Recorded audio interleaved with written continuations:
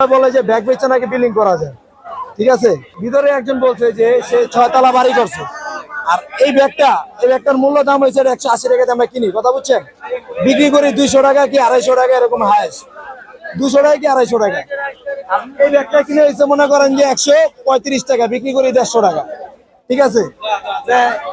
এই ব্যাগটা কিনে হয়েছে ভাই 90 টাকা, বেশি কত জানেন? 100 টাকা 120 টাকা।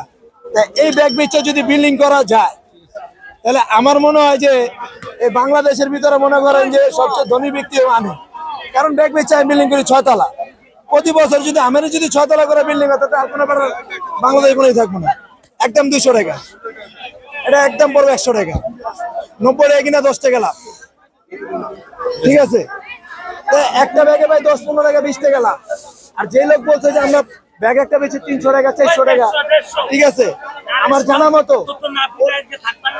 জানা মতো ওই লোকটারে যত দ্রুত ভাবে আনার আওতায় নেওয়া দরকার, কারণ আমরা তো মনে করেন যে কাস্টমার তারা ছাড় দেয় বেশি। বড় হবে ভাই 150 টাকা, না ওই কালারটা হবে না একদম, বুঝতে পারছেন। ওনার এই কথার মাধ্যমে আমাদের আরো ব্যবসা আরো লস হয়েছে। ব্যবসা লস কি, কাস্টমার মনে করে যে আমরা ব্যাগ 100 দিয়ে কিনি, আসলে ব্যাগটা কিনে 180 টাকা, 200 টাকা বেচলে 20 টাকা লাভ। এটা 135 টাকা কিনে বেশি 150 টাকা, 15 টাকা লাভ। আমরা প্রতিবাদ কি করব বলেন? এখন যদি আমরা যদি নিজেরা যদি আইন হাতে তুলে লই, তাহলে দেশের প্রশাসন আমাদেরকে কি করবো বলেন? ছাড় দিব কেউ? আমরা চাই যে আপনাদের মাধ্যমে এটা একটা প্রতিবাদ হোক, একদম 150।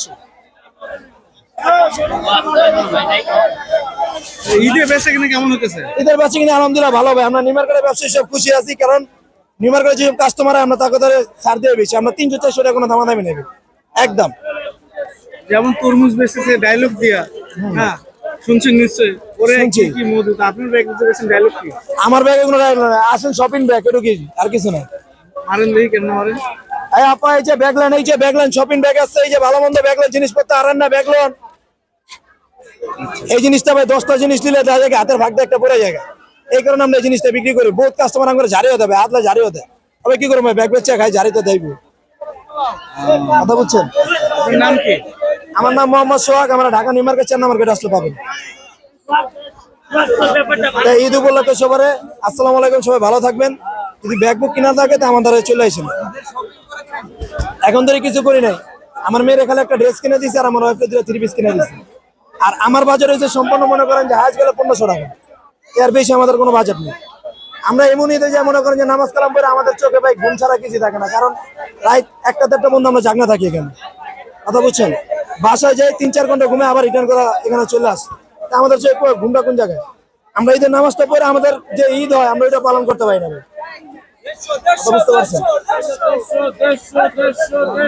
আশা করি ভাই আমাদের বিষয়টা যে জিনিসটা হয়েছে এটা আপনারা প্রতিবাদ জানান, যে আমরা ব্যাগ 100 করে কিনি না আসলে, কথা বুঝছেন।